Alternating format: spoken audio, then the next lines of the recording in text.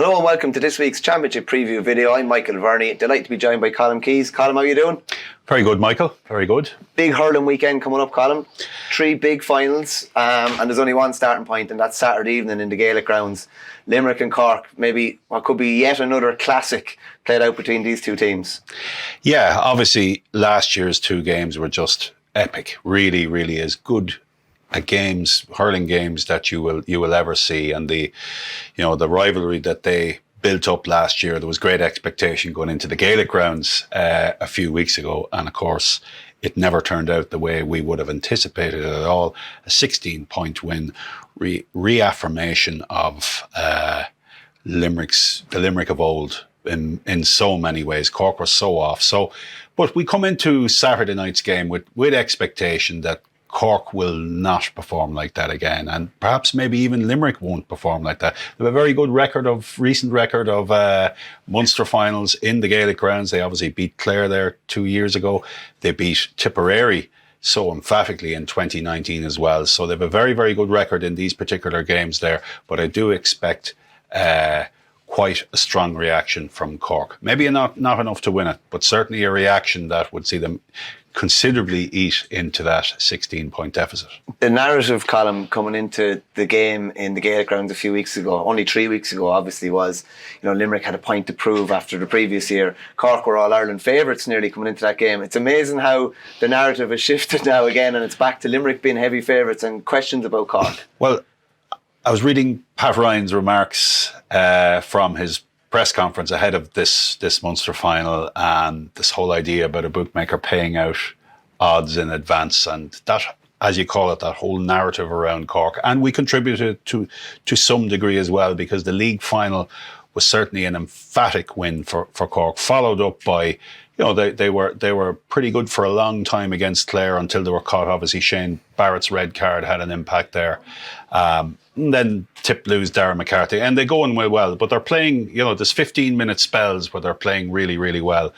So they're caught a bit cold when they come in against Limerick, and it's a little bit rabbit into the headlights. I suppose on the back of last year's 2 wins over Limerick as well, it was almost a perfect storm for Limerick. And they were storing that away all winter to deliver a response like that. And they've Cian Lynch back to his best. I mean, he was magnificent in his artistry that day. It was just a joy to look at him pinging those passes that, the passes are complete before you almost realise what's happening. He's like a fella in a playground, isn't he? He really is. He really is. I mean, he is the ultimate hurling artist now in the game. And Kyle Hayes, the power, the athleticism that he brought. I mean, no player comes and meets a ball like Kyle Hayes on the hurling field these days, and he clears his space he's 10, 20 metres gone down the pitch before anyone can really get in at him. He makes that ground. So they're going really well. Shane O'Brien he's been good in parts too, but I think he's a player of real potential for Limerick. I think he can make a big difference this year, as Adam English is doing as well. So with Kyle Hayes at centre back now, and Barry Nash has come out to left half back as well, playing really well. He's obviously a very adaptable player. Again, John Kiley and his management team look to have really have got the team right. John Kiley's final record, Colm, 16-0 in all finals played with Limerick between the 21s and Munster and League. We're not going to take in, early season competitions, but what do you put that down to? The fact that, it's amazing to think before they got over the line in 18, we were probably talking about Limerick as a county, as a team that can't get over the line maybe in some big finals, and now all of a sudden they can't seem to lose in finals. Yeah, it's I suppose it's a mentality that they have been able to build up and bring, and they're very, very, very strong-minded players. And you get a group like that. And obviously the Dublin team as well of under Jim Gavin had pretty much the same record. They lost the league final to Kerry. So teams can get like that. They know their own mental strength. They know that backed into any situation that they have a response. And Michael, they have the best team and have had the best team over a number of years. And Cork may have been favourites for the All-Ireland title, but they had it all to prove. And when it came to it in the Gaelic Grounds a few weeks ago, they didn't have it. Now they have another opportunity again. But I think mental strength and that confidence going down into any situation that they can pull situations around. Now go back to the 2021 Munster final on that sweltering day in Páirc Uí Chaoimh. It was during COVID times, and Tipperary, maybe the best performance, and I think Liam Sheedy even said at the time, the best performance in his time from a Tipperary team in the first half. And yet, by the three-quarters mark, it was patently obvious that even though they had such a sizable lead, it was gone. And Limerick were going to win that title. They were so effective that day, so good. It was among their best performances. Maybe the last day in the Gaelic Grounds is up there with their 2021 All-Ireland final against Cork as well. So that's the level. They've been able to get back up to that level again the last day. Whether they can again back in the Gaelic Grounds on a Saturday evening in a Munster final against Cork, that's a real challenge, but another one. And it's incredible to think that this team is going for 7 Munster titles in a row at a time when Munster is very, very competitive with Clare, obviously, and this Cork team as well, and to a degree Tipperary too. That there has been that competitiveness. Tipperary have held them to draws in the last few years as well. So they've been able to get in at them in that respect. But to be going for 7, I mean, they're beating their own record now. That's how good they are. And you're talking about great Cork teams of the past didn't get up to that. Wouldn't it be some statement if Cork were able to bounce back from being beaten by 16 points? End the final, the record that Limerick had, end the 7 in a row and get the second leg of a possible rebel treble themselves. It'd be some statement. It would, Michael, but the evidence wasn't there against Waterford the last day. I mean, right down the line, they playing with wind advantage in the second half. And yet when Stephen Bennett gets that goal and he has an opportunity for a second goal, just after that, that's how close we were. I thought they were very jittery. I thought they were very nervous, unsure of themselves. And some of their better players, the form hasn't been as good. Darragh Fitzgibbon certainly wasn't as good in the Waterford game or the Limerick games as well. Are they hitting a bit of a dip like they hit last year? Remember the dip after, you say, the All-Ireland quarter-final and even the Offaly game? They hit a dip and then they rose again for Limerick. For the Limerick game, yeah, possibly so. But that explosiveness that Fitzgibbon and Shane Barrett since the red card too, he was going well in Ennis that day. Since the red card, he hasn't been at the same level even the last day. Brian Hayes has been playing very well for them, but they need more from Fitzgibbon and Alan Connolly. They need that dynamism that those players bring. And obviously Rob Downey, if he doesn't play, he came off it the last day against Limerick. He brings that element of physicality, that strength and that power across the half back line, where Limerick's such dominance in their half forward line the last day, obviously between Lynch, but also Hegarty and Tom Morrissey scored 5 points. He looks, even though they took him off after 50 minutes or so, he looks right back to his best as well. After a slow start, he had been away, obviously, during the winter, but he's come right back into it. So a lot of Limerick players are really showing the stronger form, and you would expect at home, going for 7 in a row. I think, even though I thought Cork would win the All-Ireland at the outset, you're allowed to change mid-season on the basis of what you see. And they were so impressive the last day. And many of their players are just going better. Even Mike Casey got forward to put over a point. Mad, his first ever championship the point, last day. And he was in acres of space. And if you're looking at that in any Corker who you're saying, how did Mike Casey get forward to score a point like that in so much space? So that's a concern for Cork. Really is a big attitude adjustment for them. They obviously have the hurling, they have the pace, they have the athleticism. Do they have the mentality now to go into the Gaelic Grounds? Obviously, they, with their backs to the wall last year in Páirc Uí Chaoimh and in the All-Ireland semi-final last year, but they just have come off that plateau now, it seems. Yeah. That's the main course on Saturday. The main course on Sunday is Kilkenny and Galway. Amazing to think that Galway haven't won a Leinster title since Micheál Donoghue was last there in 2018, considering it's rightly considered the weaker of the two provinces. It is staggering. Obviously, I think they should have won it 2 years ago with that late Killian Buckley goal. But apart from that, they really haven't been such a strong force in Leinster. You think back to, they're in it since 2009. They haven't made the impact that you would have expected. And Kilkenny are on 5 in a row right now.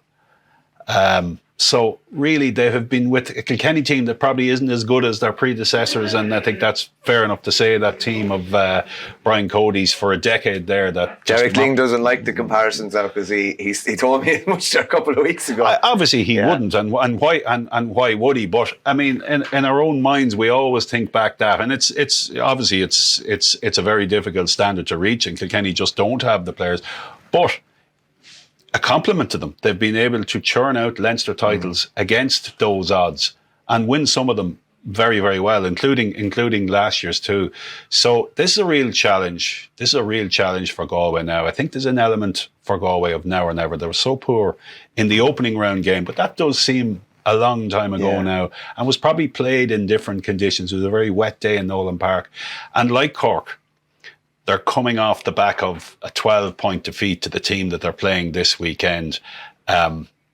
You'd think the only way is up, and I think the only way is up for Galway in this context. And, they played well, and some of their better players have picked up a lot of form. I thought Conor Whelan was obviously outplayed that day in Nolan Park, but he's showing signs of recovery.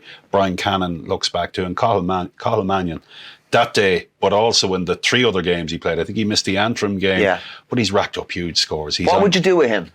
Do you think Kilkenny will send someone after him? Mikey Butler or someone like that? Well, I would think Mikey Butler will pick up Conor Whelan again. Okay. I'm not sure who. Maybe it's Paddy Deegan that details Cathal Mannion. Maybe that is required because he's a wonderful long-range striker of the ball from either wing. He has such a range. He does need to be shadowed. He does need to be watched very, very closely because he is their in-form player and capable of so much damage from long range. He scored 243 this year. It's a very impressive total. How do you see that game going? Part of me kind of thinks, Galway have the point to prove here. They're stung from that opening round game and they've improved a lot since then. And I say that likely because I've been stung several times. When you get in and think Galway are going to deliver, they inevitably don't. I think they might just get over the line. How do you see this one? No, I think Kilkenny. I've like yourself, Michael, I've had a lot of bad faith in Galway over and against Kilkenny. Yeah. But I think Kilkenny, with their strongest team out, and they have a very, very strong 15. Kilkenny, it's probably after that it ebbs away. They wouldn't have the strongest squads, and even by comparison to Limerick, Cork, or even Tipperary at this stage are starting to build up quite a significant squad, backed up by some of those under-20s. But I think if everybody is fit and well in Kilkenny, and it looks like they are, I think there's another edge in them to go and win again. They're always a team that you feel is out to prove a point, Kilkenny themselves, even though it should be Galway proving this point that they must come and win a Leinster title at the very least here and get it, chalk it down. I still think Kilkenny have an edge on them. And the carrot is massive for the winners, straight through, front door, All-Ireland semi-final. It's huge, isn't it? It is, and there is, for the losers, there is the prospect of, provided they win their next game, of meeting Tipperary. That's probably not one that is so appetising, but nonetheless, I think that those 4 weeks off. Big advantage to any team preparing, and it is a big prize. The curtain raiser column on Sunday, it's been the story of the hurling year so far. Kildare hadn't won a game in the Joe McDonagh until this year. They only came up from the Christy Ring last year, and they now stand one victory away from Liam McCarthy Cup hurling next year. It's amazing. It's just incredible. And they lost their opening game to Kerry, but the victories over Westmeath and Carlow, and even the last day, they're so emphatic against Down. They've just been so impressive, and they were coming for a couple of years, and even they reached the 2A league final there, and then it ebbed away again on them. But Kildare are very much fertile ground for the GAA, and they would that would be referenced, say, in Croke Park as an area to go after.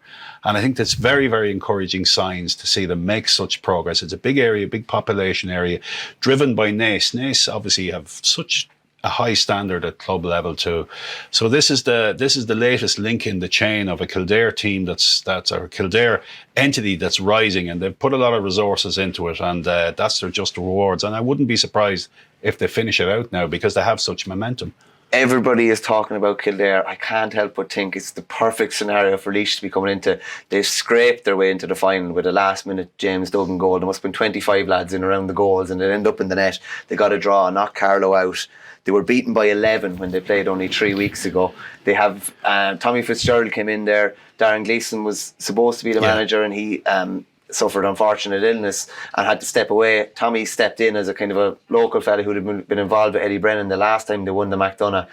I'd say they're licking their lips at all the talk around Of course Kildare. it is, and naturally enough, all the talk is about Kildare because effectively at this level they're new, and there are so many opportunities there in a county like that, and you're wondering, well, can they be the team that makes the next step up if all the resources are there? And maybe it's too early for them, but momentum is with them, and on the back of all of those results against Carlow, like these are head-turning results for Kildare, and they've been running up scores as well and scoring goals. So there's a lot of momentum behind them. It's a big turnaround, no more than Galway with the 12 points and Cork with the 16 points against their opponents. There's an 11-point swing there. It's a lot to make up, but obviously different circumstances up in Croke Park. Laois have been there before. Some of those Laois players have been there before.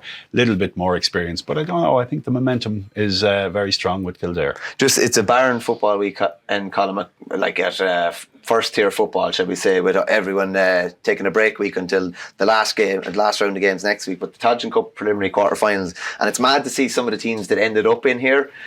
Westmeath were expected to top the group. They have a home draw against Laois. That's a horrible draw, I would say, for both teams. Offaly got a favourable draw, I would say, against New York. Sligo and Carlow were looking like they were going to top the table, and then Longford beat them last weekend. Wexford also looking like they were going to top the table, and they were beaten by Fermanagh last weekend. They face off against Antrim.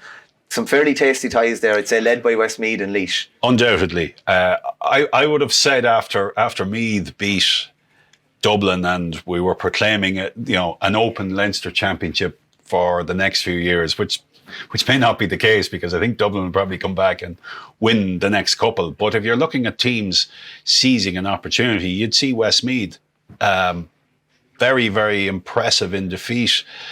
The night they played Kildare, I thought there was a lot. Ray Connellan goes off that at that stage, but they've 3 or 4 really, really top level players. Sam McCartan, obviously Luke Loughlin, and they go out and they beat Antrim in that first round, and Luke Loughlin runs up a score, and you say, they're straight into the quarterfinals, and they're caught, and now they have the hardest opponents of all, and one of Laois and Westmeath are going to be out of the Tailteann Cup before it reaches even the quarterfinals, and that would be hard to believe. But Westmeath were champions, obviously in the inaugural competition. It's not a competition that you would think there would be repeat business in many respects. But under new management, I think there's a sense that this Westmeath team can pick up and go further at a higher level. And I think that'll be reflected. I think they'll circle the wagons and get round, even though they would have been expecting to go through at their ease as group winners here. But I think they have some of the better players in the province. I think that'll show in this game. Great stuff, Colin. Thanks a million for joining me, and we'll be back again next week to preview all the weekend action.